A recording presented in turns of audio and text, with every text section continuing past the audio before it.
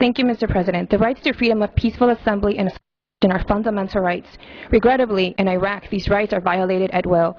Frustrated with living a life of fear, violations, and lack of basic necessities, Iraqi citizens organized peaceful demonstrations beginning in December, demanding the restoration of their rights.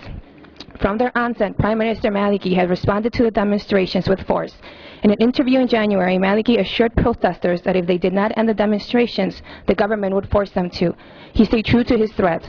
Later that month, in Mosul and Fallujah, security forces opened fire on demonstrators, causing several deaths and injuries. In Hawija, the brutality reached an unforgivable extreme.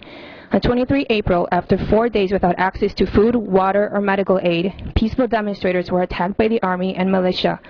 Forces stormed the area with tanks and helicopters, and using live ammunition began to shoot heavily and indiscriminately.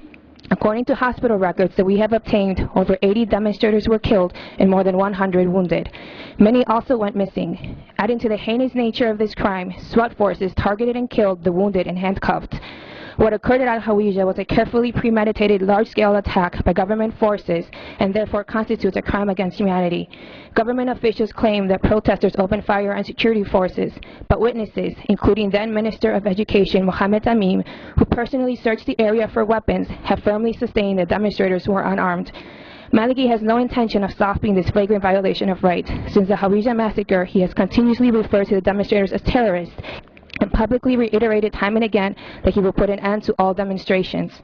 Distinguished members of the Council, on behalf of all of the lives that have been taken and all those that remain in danger in Iraq, we ask that you take up the case of the Hawija massacre and other attacks on peaceful demonstrators in Iraq in your discussions in order to put an end to the continued grave human rights violations in Iraq. I thank you, Mr. President.